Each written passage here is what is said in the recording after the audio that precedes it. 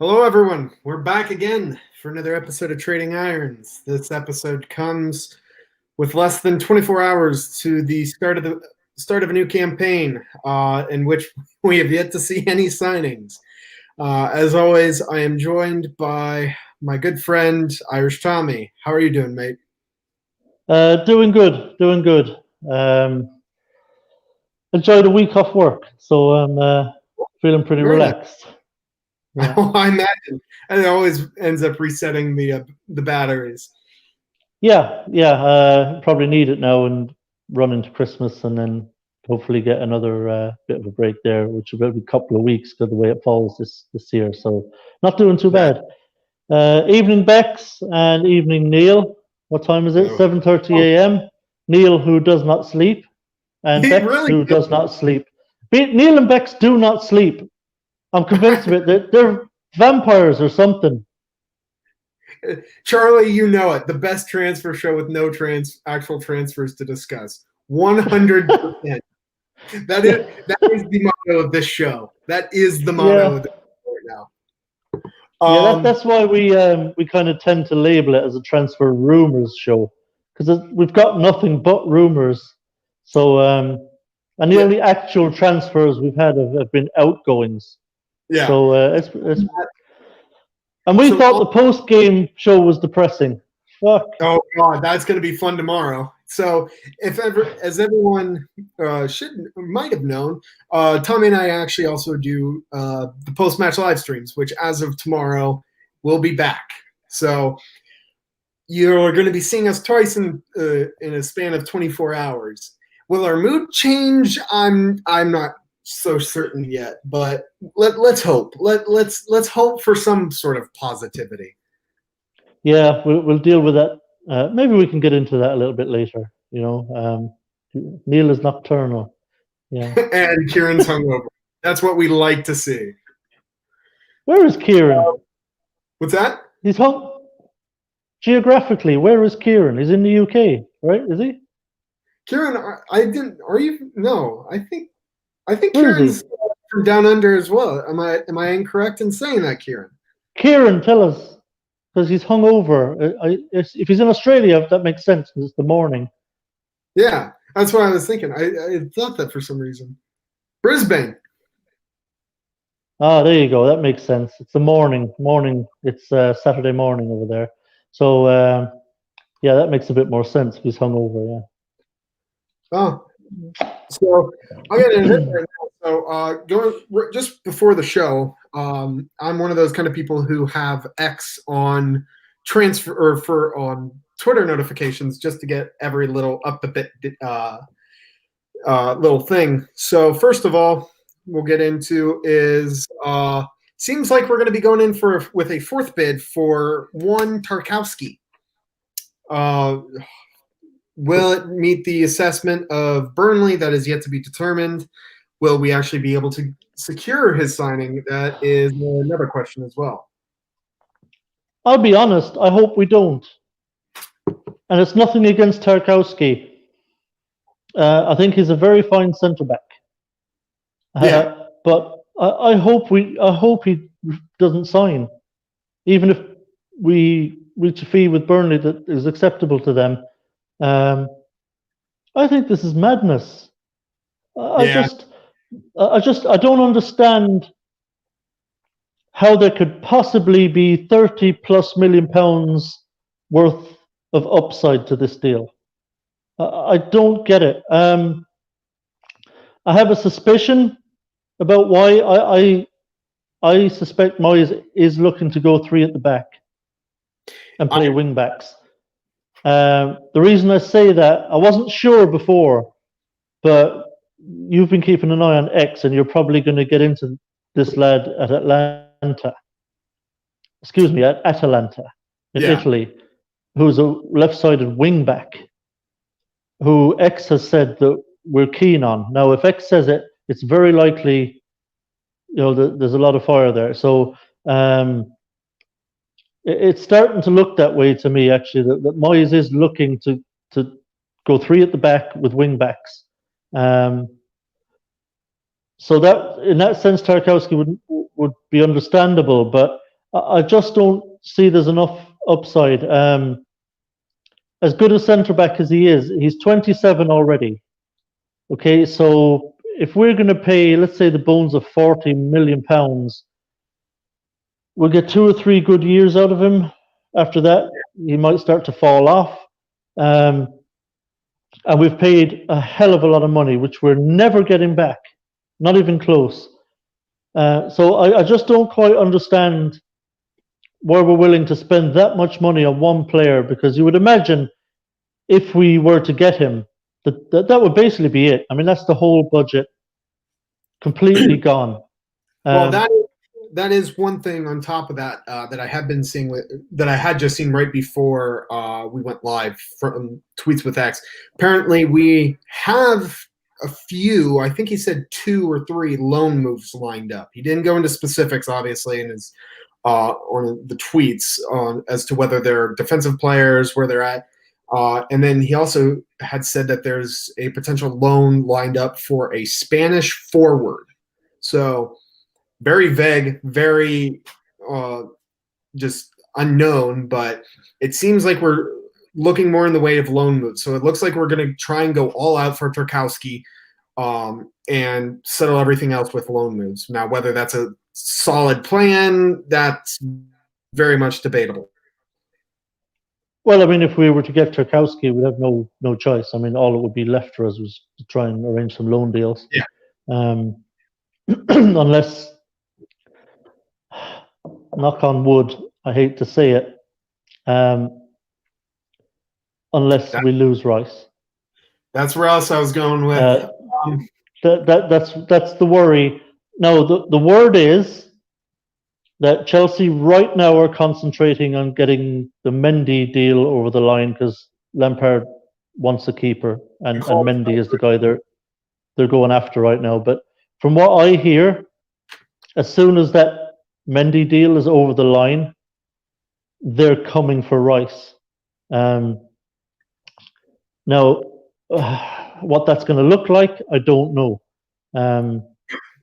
But the money that's being bandied about is not good. Is not a lot of money. So, I hope that ultimately that we don't lose Rice this season. But if we are to sell him, we have to get top dollar. We just have to. So I'm worried. I'm worried about the Rice thing now. I know you and I discussed it in a previous show, Chris, and you were kind of quite confident he was staying. I was on the fence. I still thought I was expecting some kind of bid from Chelsea. Even more so now. I think a bid is coming. So a little bit of a story. First of all, Charlie, I have seen that the clubs have agreed to a fee of around 30 million euro or pounds. I've seen both, so I don't know which one it is. He has not been announced yet, but they said that as soon as this is signed up, it's going to be they're going to be turning their entire attention to Rice. And then I've seen conflicting reports. First of all, I've seen that they do not agree with the 80 million pound assessment. They feel more in the range. I've seen 2 different potential bids. One is from that Nicola Schurla, something like that, the Italian guy. Yeah, they're going to bid 45 million, which I think that's complete lunacy. And he put that in euros, by the way. True. Yes. So I think that's just completely bullshit. I don't think the club would be that stupid to accept a bid. No. The other thing I've seen is that they are willing to bid up to 70 million pounds plus offering Ross Barkley. No, I think Barkley would be included. I think Barkley would bring it up to 70. My understanding is they would offer 40 million pounds plus Barkley, and they value Barkley at 30 million. So to them, that would be a 70 million pound deal. I do not value Barkley at 30 million. We don't need Barkley, but if, let's say, we did need him and wanted to buy him, I wouldn't give any more than 20 for him. So 20 million for Barkley would be fine, but no more than that. But like we discussed this before, Chris, I don't want Chelsea's fucking cast-offs. Yeah. We have absolutely no need for Ross Barkley. None whatsoever. That's a nothing deal for us. That's us getting our pants pulled down. Oh yeah, that would be us getting fleeced big time by Chelsea. Yeah, Beck's is spot on there. 15 to 20 is Barkley's range. That's it. For Chelsea to. I'm still saying if they're offering a player involved in this deal, a decent player, I'm still wanting at least 70. 80 straight cash, 70 plus a player is acceptable. Depends on the players. I mean, like I said to you before, Chris, Chelsea do have some very good players that they may well be willing to shed from the squad. Like I said to you before, with this Rice deal, West Ham are actually in a position of strength. We can really, if Chelsea are serious and they come in, we could really test their resolve. Like, how much do you want him? Because if he stays, we're fucking fine with that, frankly. We're happy for him to stay. So we don't care if you don't get him. You know, okay, we're not flush with money, but we don't have to sell Rice. So if there were players at Chelsea that Moyes really liked, I would test them. Yeah. I would say, for example, let's say I'm Moyes and I say, okay, if we're losing Rice, we don't have much time to get a replacement. We hadn't even actually looked around at replacements because we didn't expect to lose him.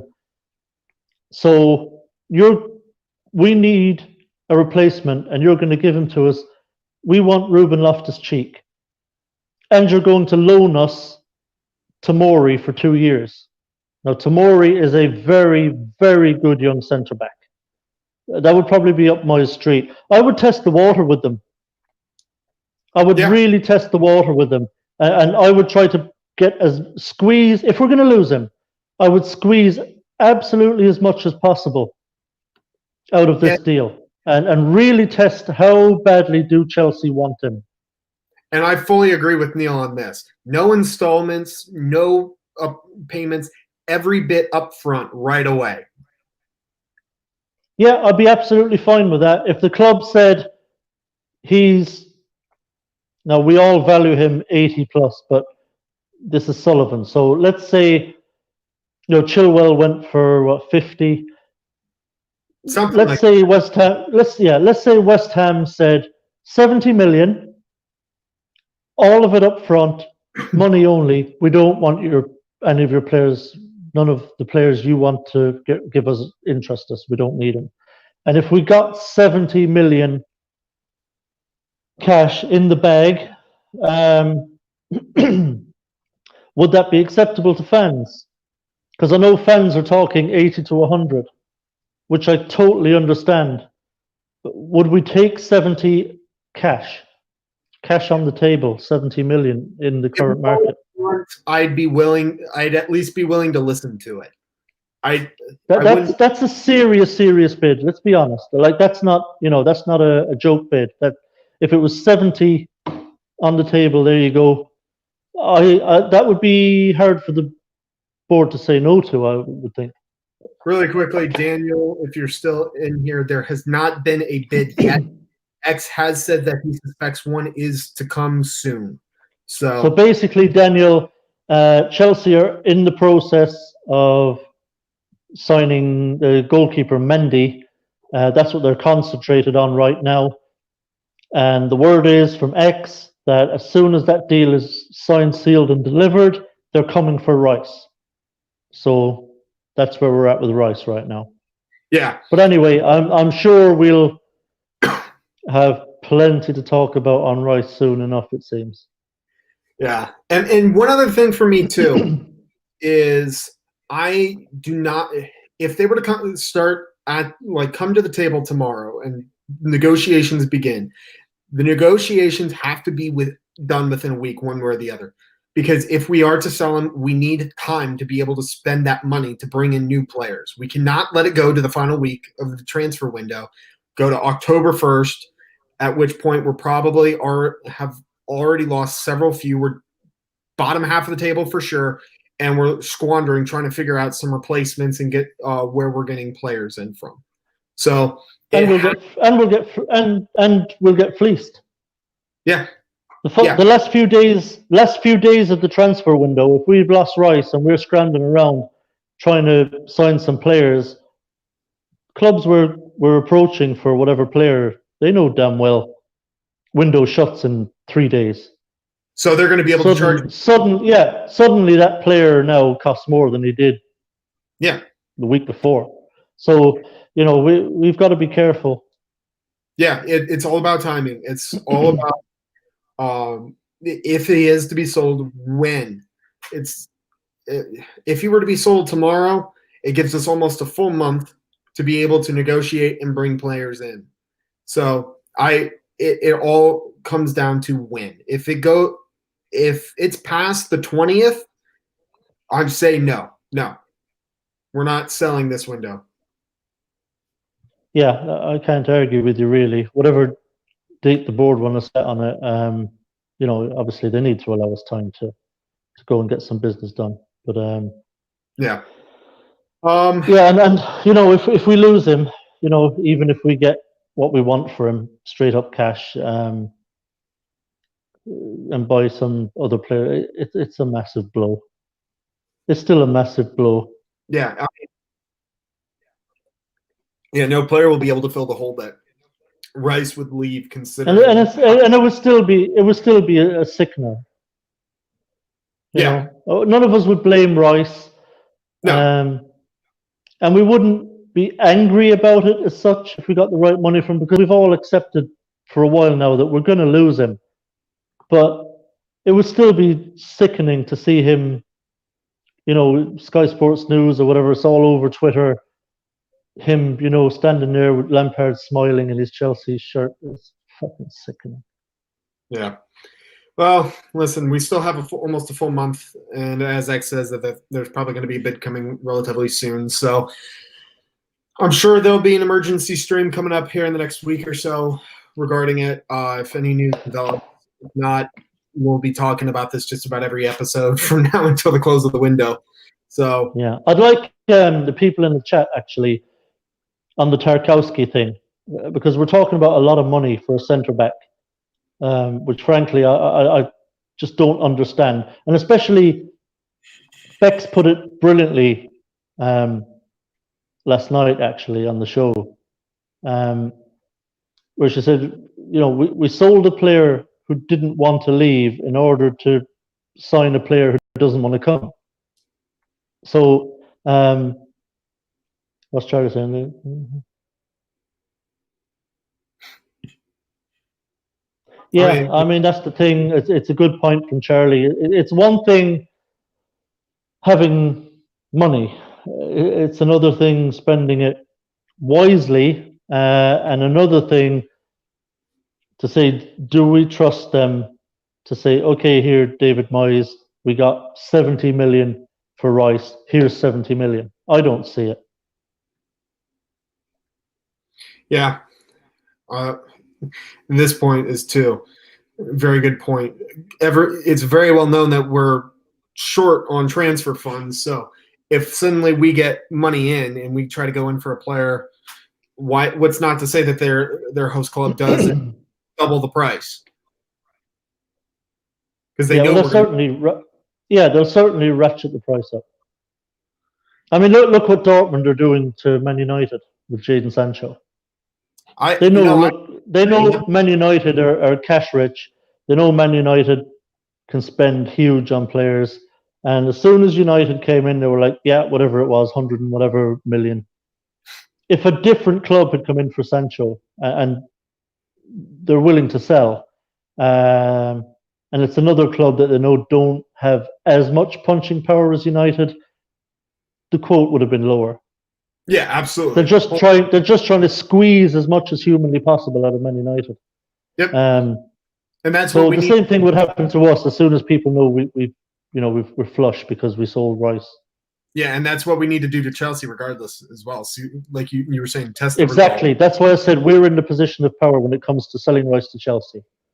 Yeah, We don't care. We don't care if he doesn't leave. We're fine. Chelsea are the ones that really want him. I presume Lampard really, really wants him. Badly wants him.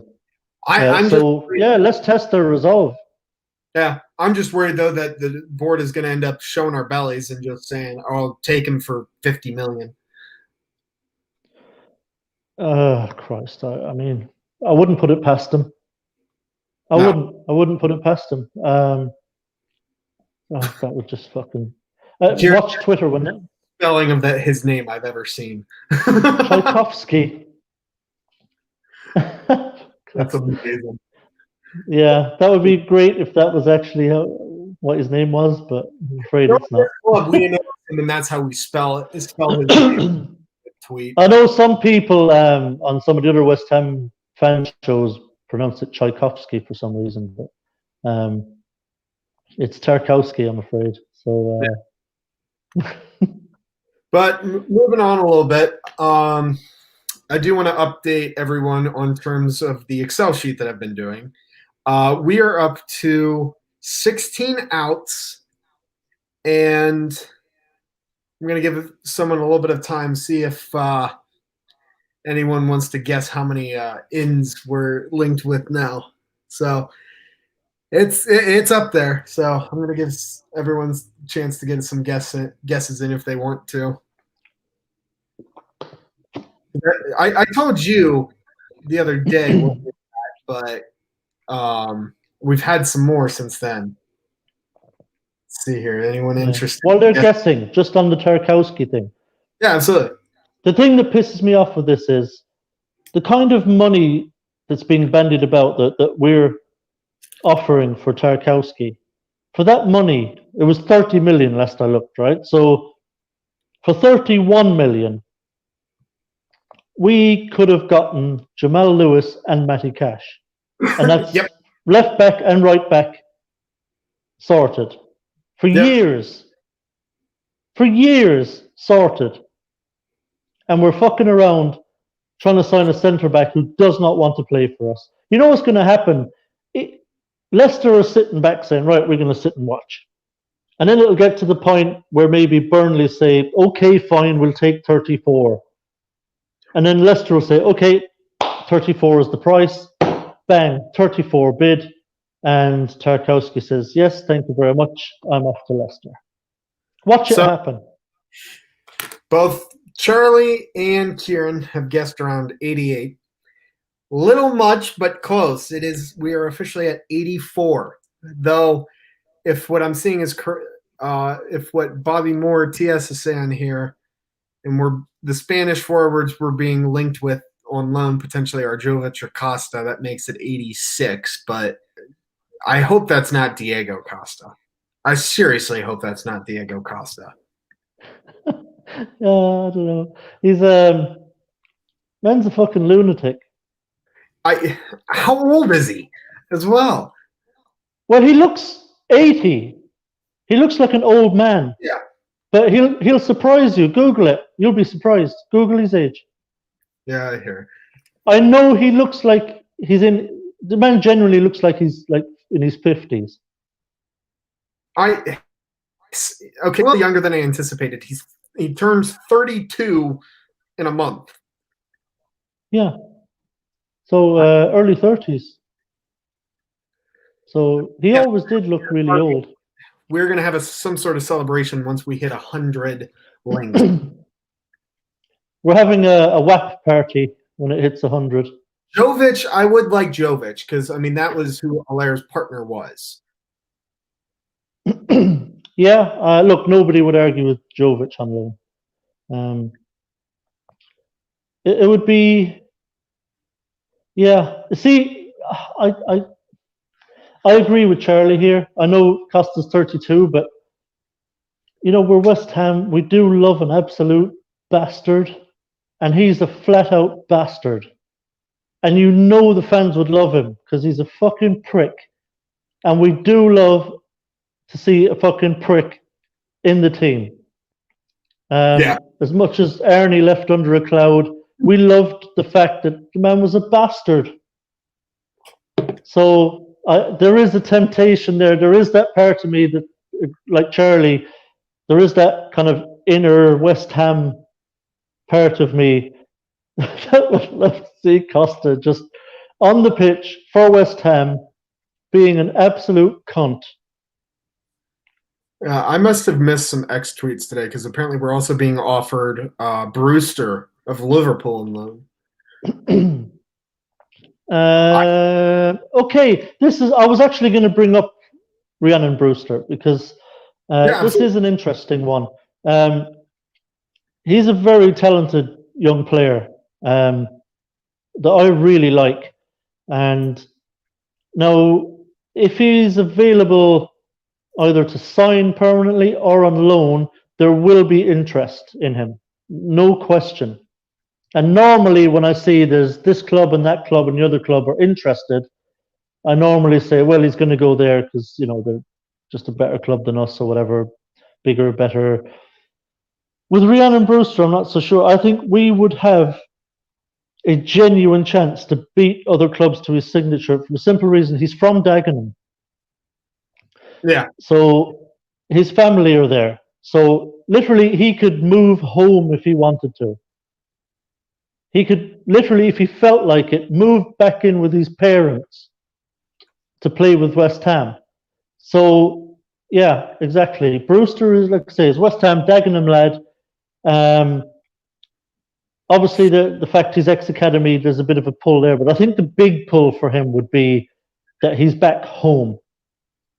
You know, he's back home with his family. That would be a huge pull for Brewster, I think. So I'm watching this one with interest. Yes. I'd love to get him. Yeah. I mean, it'd be interesting. I don't know too much about him, to be quite honest with you. I have no shame in admitting that I don't follow as much up with the academy and youth players as I probably should. And then obviously for me, I don't pay too much attention to any other Premier League team as much as I should, at least. Yeah, well, look, it's not like I've seen him a whole lot either, but I've seen bits and pieces. I actually don't know Charlie, but I know he's from Dagenham. The point is he's from Dagenham. I'm sure it's Dagenham he's from, and I think that would be a huge pull. I mean, he could live at home with his parents again if he felt like it and play for West Ham. Yeah. He's around his family. That for me is the big pull, regardless of who he supports. I don't care, but anyway, I've seen a limited amount of Brewster as well, but what I did see from him, I thought he looks a really, really good prospect. I was impressed with him when I did see him in domestic cup games for Liverpool. So yeah, I'd really like to get hold of Brewster. Yeah, I mean, yeah, if we have to rely on loans, which it seems seemingly more and more likely, they have to be at least some quality. So I mean, if it's a decent player, I'll take him. Just like the Jovic, he hasn't worked out at Real Madrid, of course, as of right now, but he can come here and he's with his former strike partner in Allaire. So, I mean, they could probably do bits, and who knows where we go from there. I don't know if we'd have a obligatory purchase clause or anything like that, but who knows where that could go. Yeah, well, like I say, this link has popped up before, the whole Jovic thing. Yes, this has been a recycled one. I think this is one of the earlier ones I actually have on the Excel sheet here.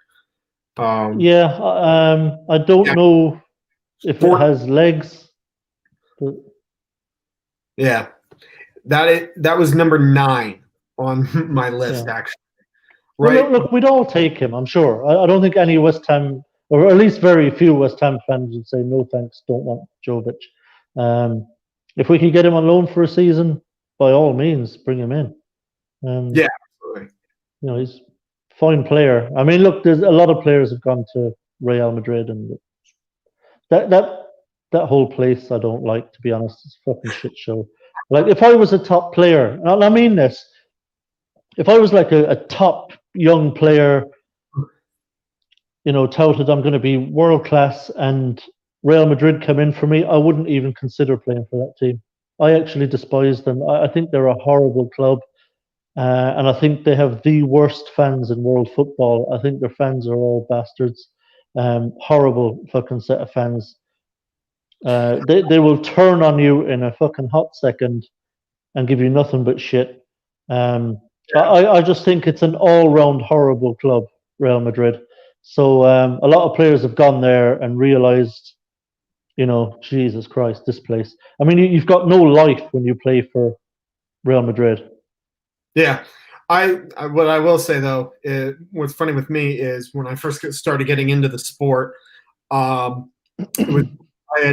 was going to Spain for a school trip, and we actually went into Madrid. I was actually about that close from going to a Champions League quarterfinal match at the Bernabeu.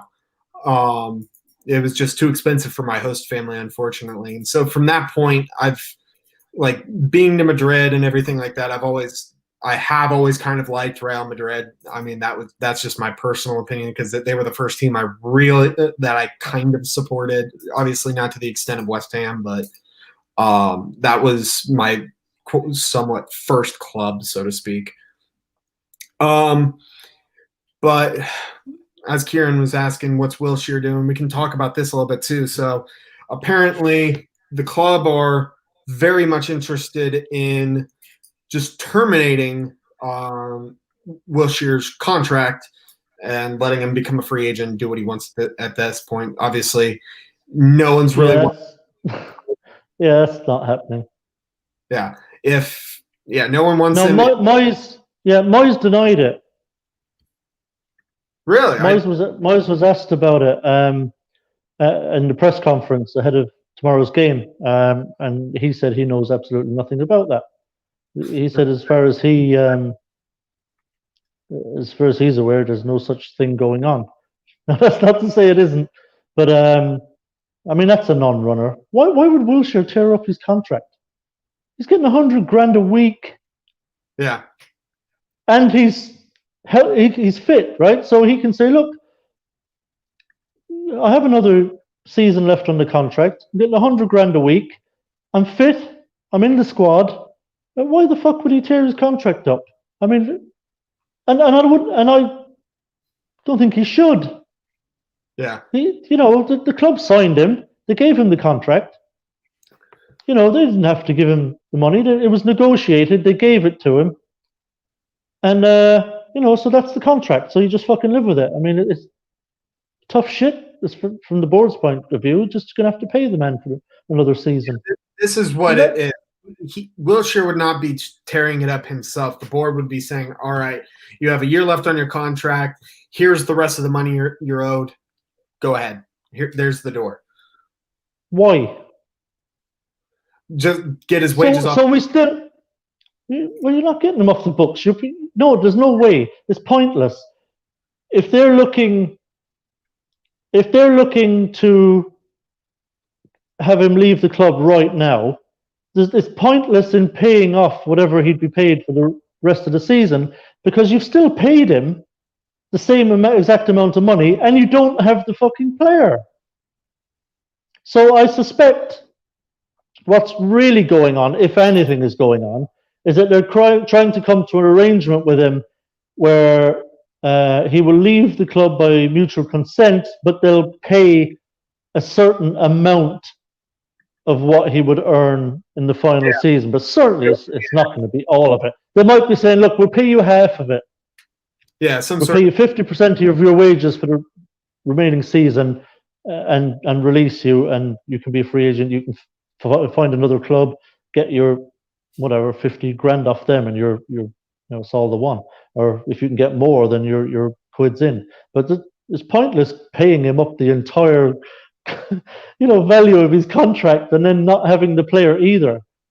May as well just keep him for a season. Yeah. I mean, ultimately though, you're not send him to the fucking academy. Say, here, look, help train these fucking kids. Yeah, I would be okay with that. Actually, I would.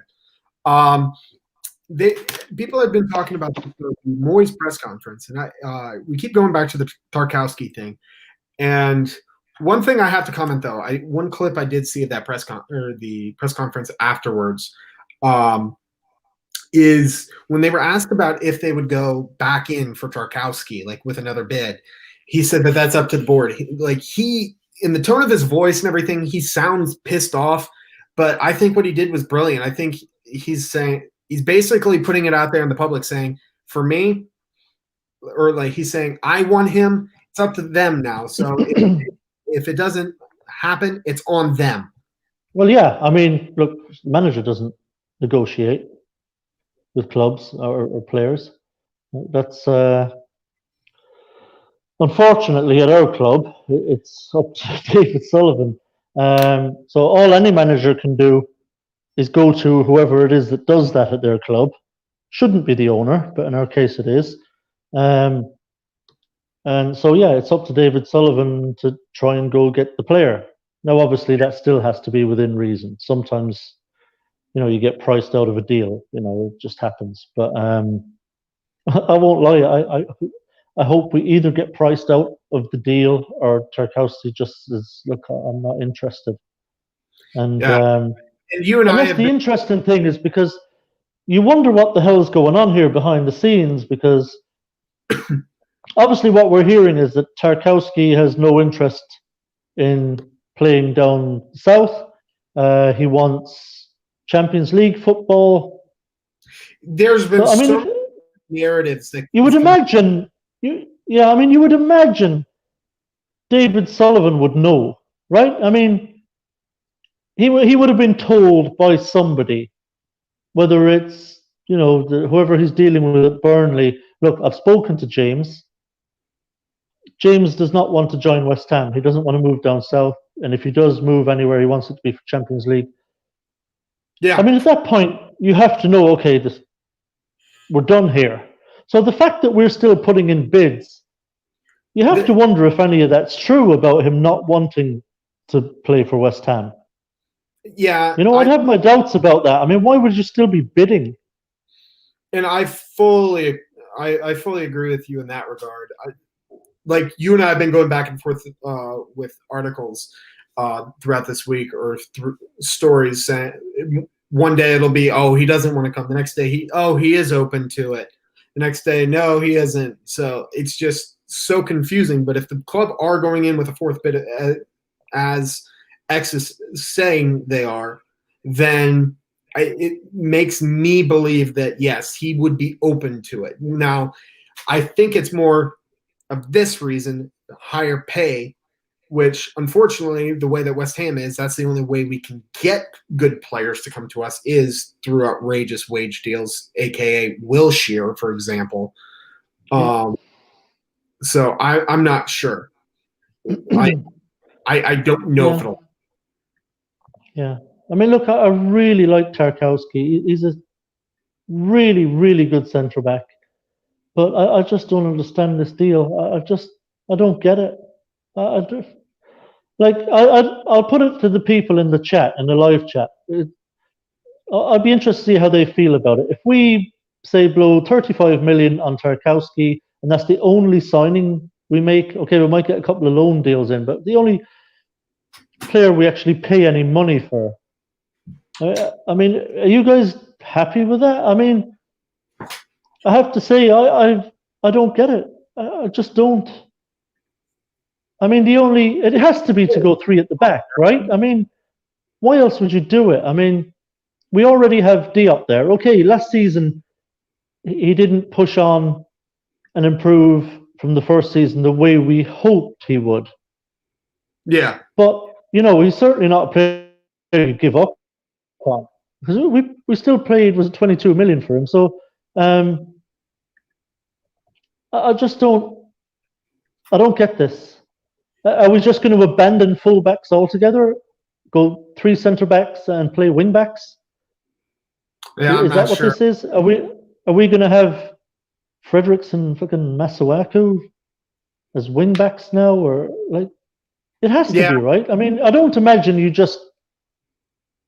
not going to just drop Diop to the bench, is he? And have a 22 million pound young, still a hot fucking prospect, Diop.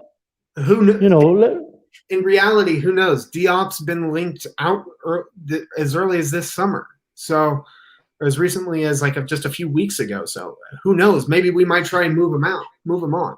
Yeah, like I said, the fact that we've been linked with this left wing back from Atalanta makes me think that's the way Moyes is going. He wants to go 3 at the back, and he thinks that's the solution to conceding less goals.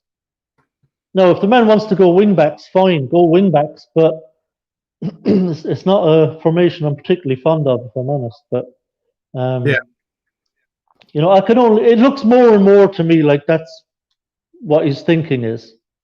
Yeah, absolutely. Otherwise, I don't know what sense this makes. Why blow all that money on a centre back if you're going to stick with 4-4-2 when you're crying out for fullbacks, and it's a clear weakness in the team, which costs us a lot of goals. It's going to be interesting to see how this plays out, but on a personal level, I hope we miss out on Tarkowski. As much as I admire him as a centre back, I hope we don't get him, frankly. Yeah, I hope then Moyes says, "Fuck it, okay, I'm just going to spend this on 2 really good quality fullbacks." Yeah. For me, what's funny though is that beyond the beyond Diego Costa potentially, I actually have to add in the left wing back from Atalanta, because I had swore I put him in the Excel sheet, but I guess I had not. So we're actually up to at least 85, 86 now. So it's just too many players. Yeah. So beyond that too, another out that a little bit too is Yarmolenko. He's now been linked with a move to the Chinese Super League. I don't know what potential fee. I don't know. I can't remember the team name. Obviously, I'm not too well traversed in the Chinese Super League teams, so I don't know who they are. Yeah, it's that Guangzhou crowd or something like that. I know who I know. I've heard their name before. I'm sure they've signed a few other kind of well-known players, but I just I heard about this. So here's where I am with Yarmolenko. Obviously, my mantra is, this, Chris. Every player is for sale. Okay, yes. So it just depends on what you're willing, where your line in the sand is as regards transfer fee. Okay. Now, I might get a lot of shit for this in the comments because I know there's probably split opinion on this, but I love Yarmolenko. I really do. I just have a soft spot for Yarmolenko. I've always liked him.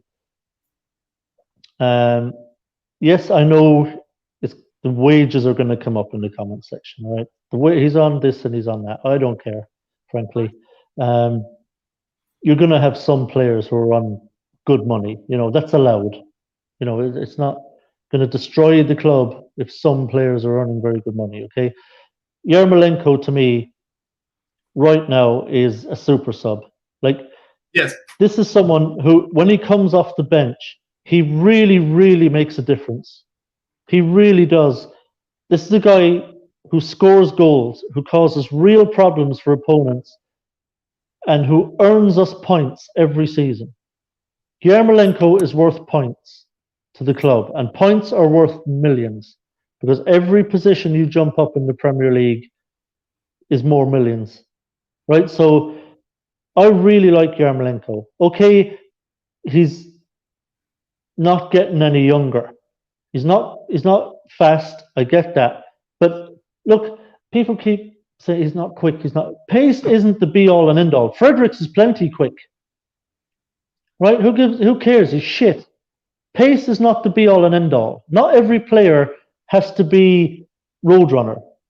Okay?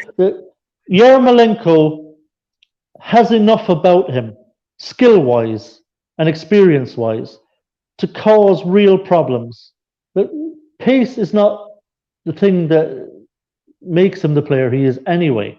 So, and let's be honest, I know he's not super quick, but he's not a tortoise either. He's not noble at all. Do you know what I mean?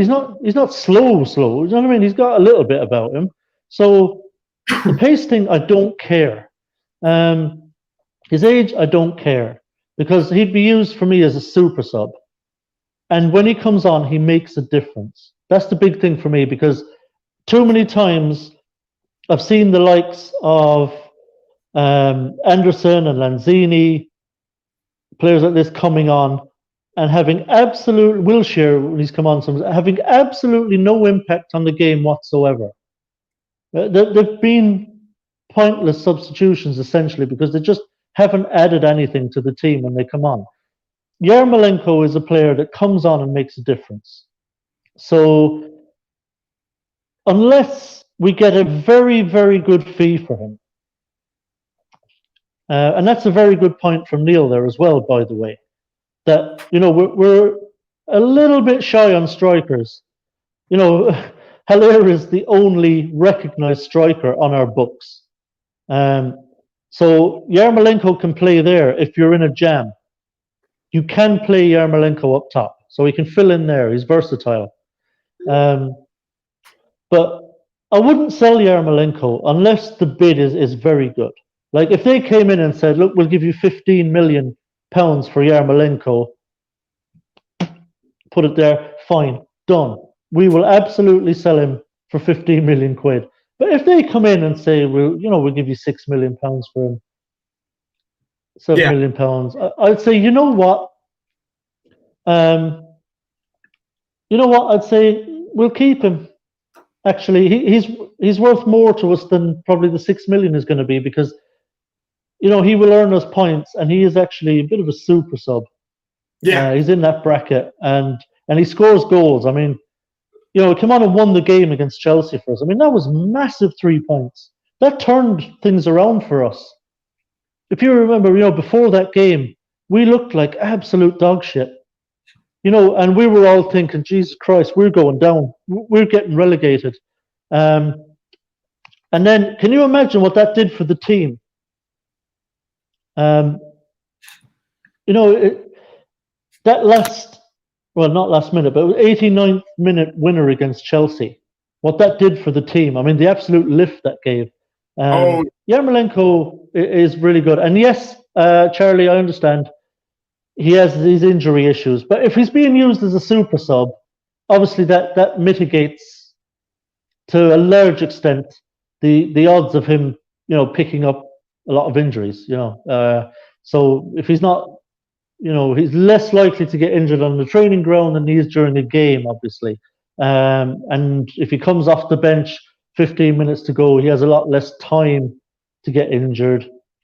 Plus, he's fresh, so he's not a player who's, you know, played 75 minutes and his muscles and whatever tendons are all getting tired and getting strained. And so, if he's being used as a super sub, then, you know, it mitigates a bit against his injury issues.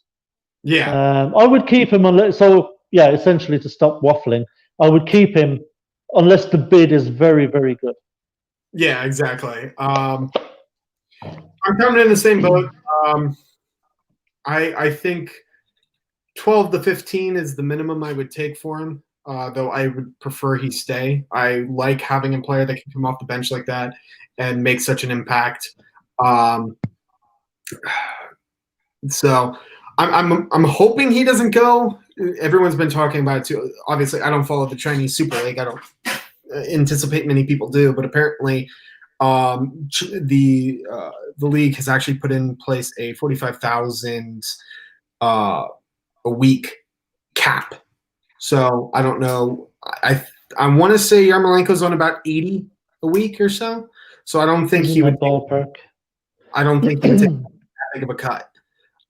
So he might be. I hope he stays with us. Yeah. And this actually just came through. Where is it here? Bobby Moore TS on Periscope had commented. It came through my phone as well. we are confirmed to be interested in Shakhtar Christ. defender. Mike, yeah, I haven't. Matvienko. Mykola Matvienko. Matvienko. They Yeah. are worried though that he might. Oh Jesus! I didn't realize Yarmolenko's on 135 a week. Holy shit. I didn't think it was that high. But they are worried that he's gonna about his ability to adapt to the Premier League. I don't know how old he is off the top of my head. So I think he's still relatively young. So I know nothing about him whatsoever. What position does he play? I believe he's a center back. Let me just confirm before I start. Just on the Yarmolenko thing there, if he's on 135k a week, now it doesn't bother me particularly. Yeah. But if that's what he's on, I think the board will take stupid money for him. They'll just get rid of the wages off the books. I think they'll take whatever. He is 24 years old and plays center back. Never heard of him, so can't comment. No idea. No, he's apparently valued at about $10 million according to Transfer Market. I don't know how accurate that is, obviously. Well, look, Shakhtar, are a bloody good team. I mean, they've got a lot of good players over there. But listen, if he's rated and he's a 24-year-old centre back, and Moyes really likes him, you can pick him up for that kind of money. I mean, apparently, isn't it? I mean, back in January, he was rated at about £30 million, and there was actually it seems like he was not able to come to agreement, but Arsenal and Man City have both been in for him. So what gives? I don't know. I think he was unable. That's quite the fall from grace. What's that about? That's worrying. Yeah, I'm not too sure. So I will have to do some more because it seems like this one is a one to watch. So I'll have to do some research. They want 20 million. Okay, that makes a little bit more sense. 30 million for being a January transfer window. Yeah. So look, if he's that highly rated, 24 years old, so he's already 3 years younger than Tarkowski, and he's going to cost a lot less. And the likes of City been looking at him. If you could get him, then by all means, yeah. I mean, 20 million. At least then there's money left in the kitty. Clearly, where we can at least try and sort out the left back position. Yeah. So it does seem like there's things going on. It finally it's taken too freaking long, but it seems like gears are finally churning. So let me ask you then: do you think how many players do you think we'll bring in, if any? We'll probably bring in 3 or 4. There's obviously going to be loans in there, so I think it'll be 3 or 4 players that we'll bring in. I think a couple of those will be loans at least. I think this is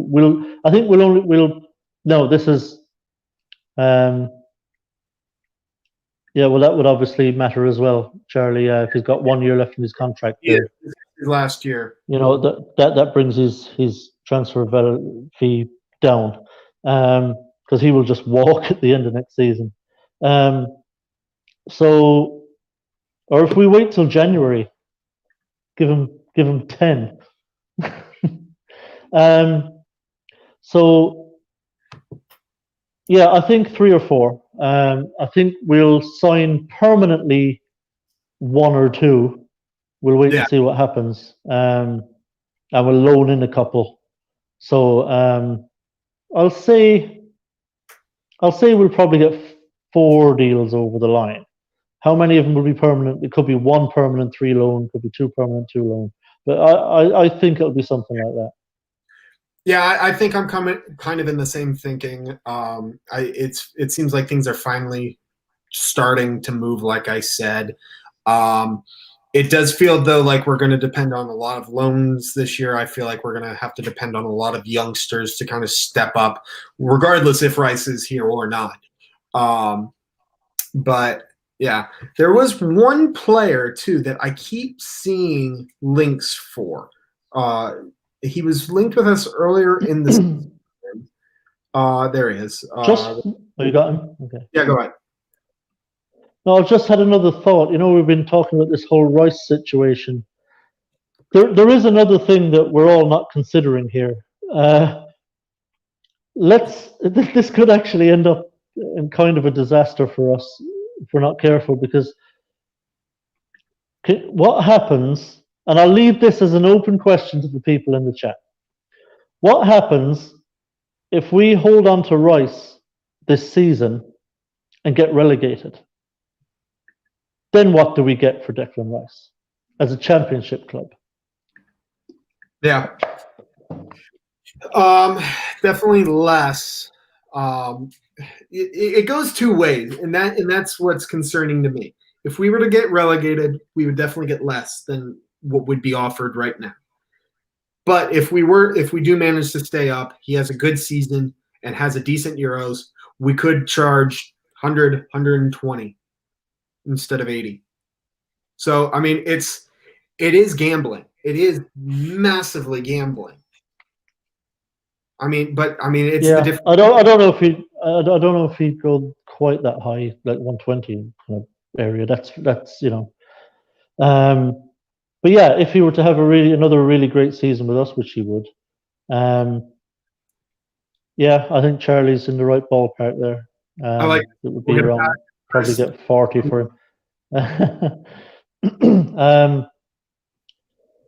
Yeah, I mean, if it goes the other way and he has a great season for us and has a great Euros with England, then certainly, we can say, 80, 90.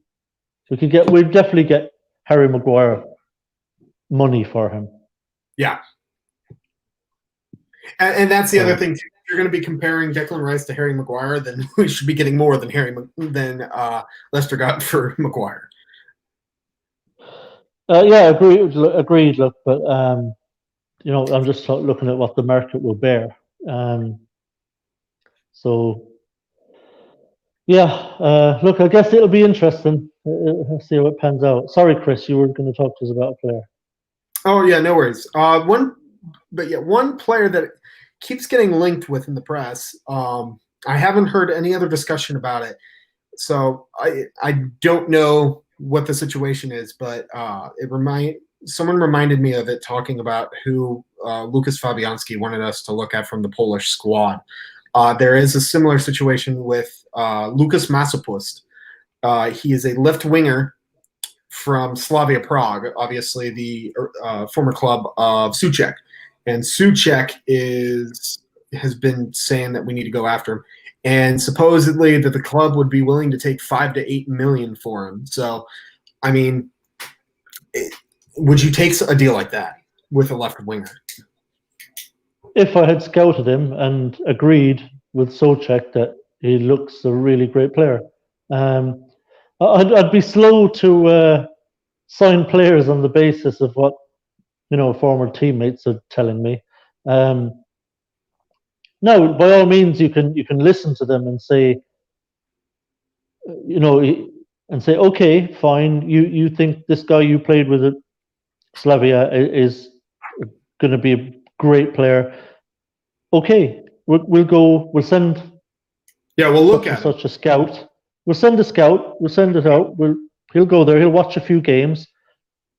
Report back to us on what he finds. We'll hopefully have some footage of him as well from TV games in the Czech Republic that we can watch him, footage of him as well. And if we agree with you that he looks a brilliant prospect, then thanks for the heads up. But you don't just go out and sign the guy, because Souček says, "Oh, great player here." But we're West Ham, so fucking anything's possible, really. Sorry, let's be honest. We're not going to do it that way. We're not going to do it the right way. No. I just looked him up as well. Apparently, he actually is a right midfielder who can. I had been told left, so that's a bit odd.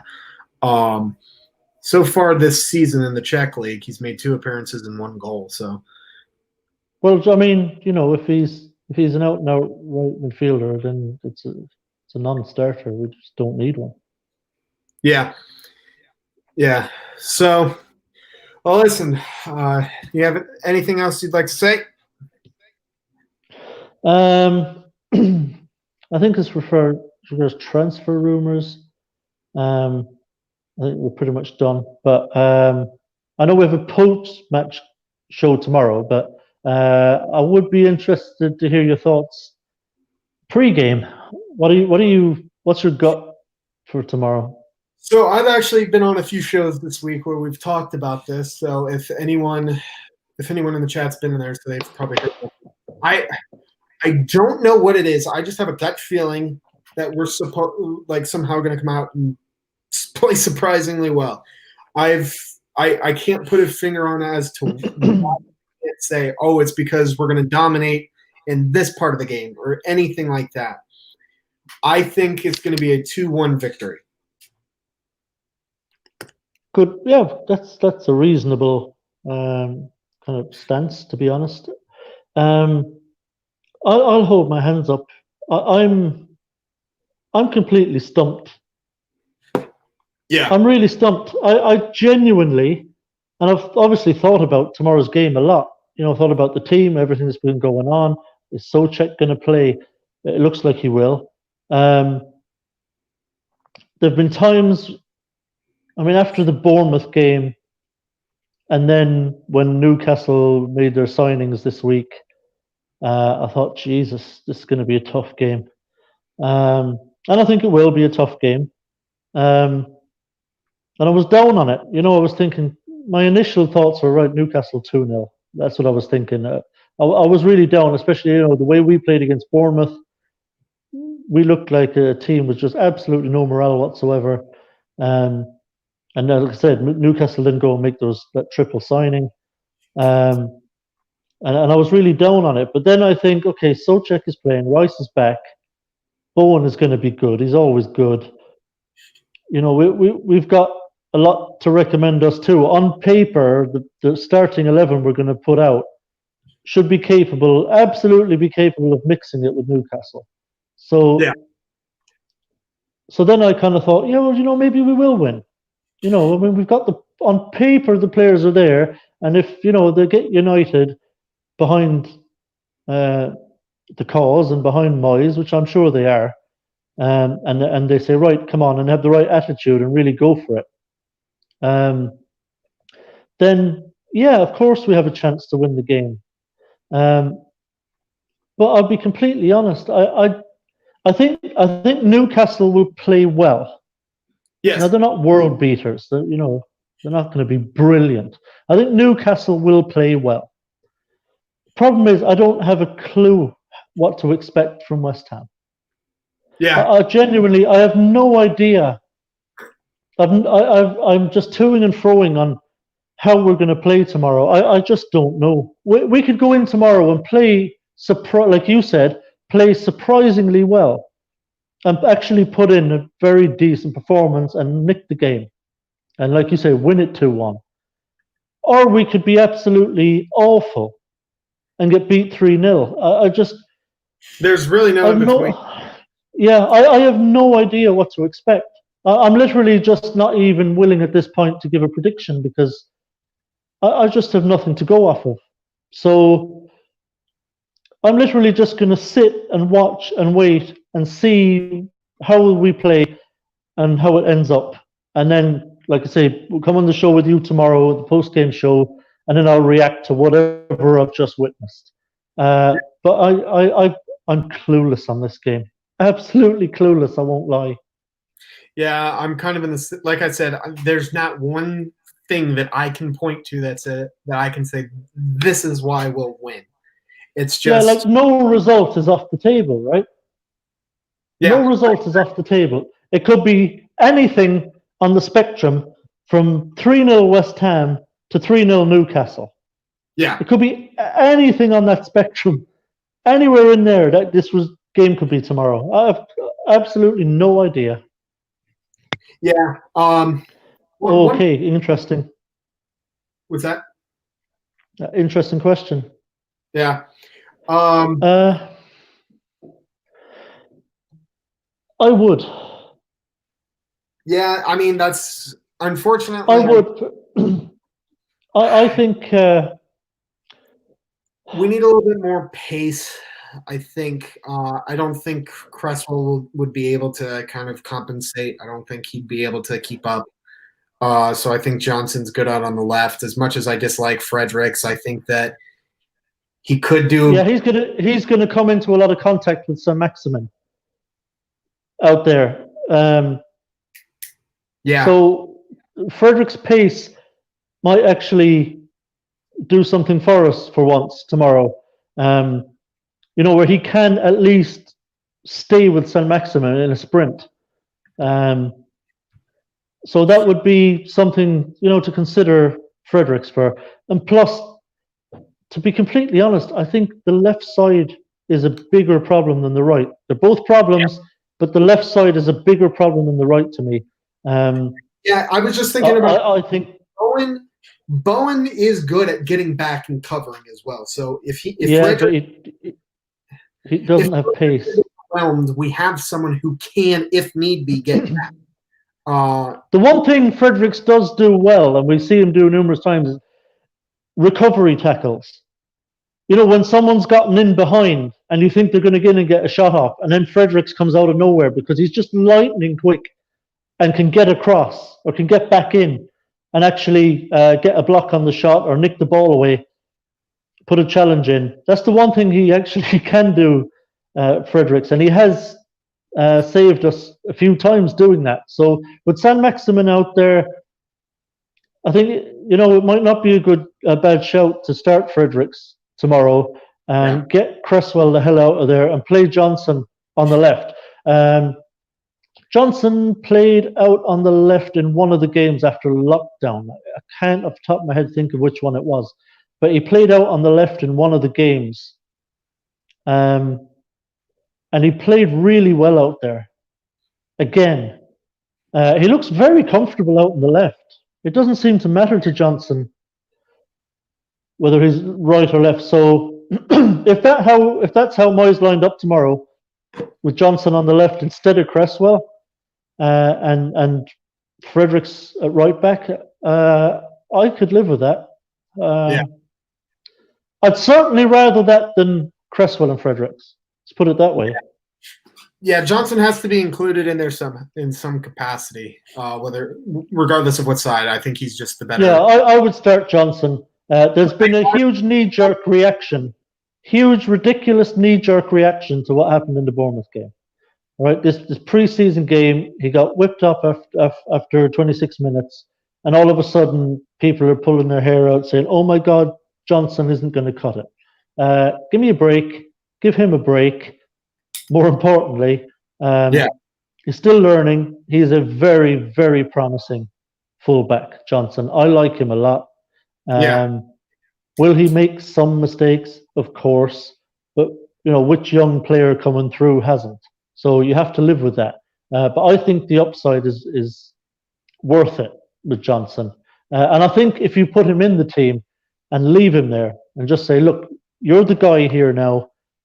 It's yours to lose. Just go out and make that position your own," and you play him week after week after week. I mean, his progression would be huge. I mean, from game to game, you would see it. I mean, let's not forget, away to Newcastle, Declan Rice, early on in his West Ham career, made a really poor error that cost us a goal, directly cost us a goal, and he got whipped off at half-time. Right? Let's not forget that. And then he actually, it looked bad for him at the time. You're thinking, "Oh, geez, he got whipped off at halftime, made a mistake. He's going to have a very hard time getting back in the team." Got back in, and he's been all the better for it. They'll make mistakes. Let them make mistakes. Let them make mistakes. It's going to happen. Rice made mistakes. But he cut them out. He got better and better and better because why? Because they kept him in there, despite sometimes he makes a mistake. So put Johnson in, leave him there, let him grow, let him learn, and the more games he plays, the sooner that will happen. The sooner he will become a really, really solid addition to the team. Yep, wholeheartedly agree. Well, listen, you got any final word? Final word is I just hope we can start getting some deals over the line now. If it has to be Tarkowski, if that's my wish list, fuck it, fine. Let it be Tarkowski. But, let's get some players in. Ideally, fullbacks. Sealy. So I just hope we sort out the window because thank you. And the sooner the better because after tomorrow the fixture list gets a little bit hairy. The sooner we shore up this defense, the better. So we need to start getting these signings in, whoever they are, because we can't concede over 60 goals again. No, absolutely not. This season, because it basically leaves in exactly the same boat, because essentially midfield up, we're the exact same team. So we can't be the same team at the back as well, because we're just going to have the same season. So I want to see players in the door. Let's shore up that defense and see if we can't have a season where we're at least not constantly looking over our shoulders, where we're somewhat comfortable. We have a few points to spare over the relegation zone, and my big wish, my secondary wish, because I know, look, the important thing is we have to stay in the Premier League, but my secondary wish, because I think if we're relatively comfortable in the table, it allows us to have a go at a cup run. And I really want us to take the cups seriously. It was one of the things that drove me insane about Pellegrini. He never gave a shit about the cups. And I really hope that Moyes will. But if we're scrapping relegation, you can be sure Moyes won't give a shit about them either, because there's only one thing on his mind, and that's staying in the Premier League. So if we can be comfortable in the league, then maybe Moyes will say, okay, I think we can have a little go at the cup here. We're comfortable. Yeah. So that's my big wish. I want to see us really have a go. Let's try and get some silverware. 40 years. Oh, Kieran's dad's a tip man. Can't go wrong. Well, listen, we still have the transfer shows until the end of the window. But like we were talking about earlier, tomorrow starts our post-match live streams yet again, in which I just have a feeling that it's going to be a long season, but we enjoy them. It helps get off our anger off our chest towards this club. It helps us celebrate in times of triumph with everyone else. I know that I've certainly missed it. I cannot wait for tomorrow to watch a Premier League match again, get into the post-match live stream and just talk about it. I've been missing that a little bit. So very much looking forward to tomorrow. We'll see you right back here just under 24 hours. But to be honest, I mean, I can handle the misery. It's the hope that kills you. Yeah. Oh, wholeheartedly agree. But listen, I just want to thank, as always, Tommy for joining me. I want to thank everyone for joining us in the chat today. Yeah, thanks everyone in the chat, because you are important and we love seeing your views. We always want to hear from you because there's a lot of great insight that comes from the live chat.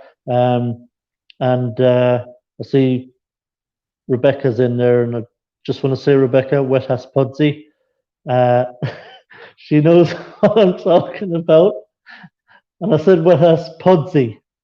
Okay, so to be clear, Rebecca knows what I'm talking about, but we had a good laugh about that earlier. But yeah, listen, thanks for joining us in the chat. And don't forget, we've got post-match reaction tomorrow after the game. We'll be on air pretty quickly after the game, I hope within 30 minutes. Yeah. I will talk. You and I will talk afterwards because I got to figure out what time it'll be, so I can let Tim know. But usually it's within an hour or so, isn't it? Unless there's extreme circumstances. But yes, feel free, everyone, join us back here again tomorrow, late afternoon, early evening. Thank you again for joining us in the chat. It will be right back here next week as well for another Trading Irons show. If there's not an emergency stream before then, whether it be about Rice or someone else. But until then, come on, you Irons. Come on, you Irons.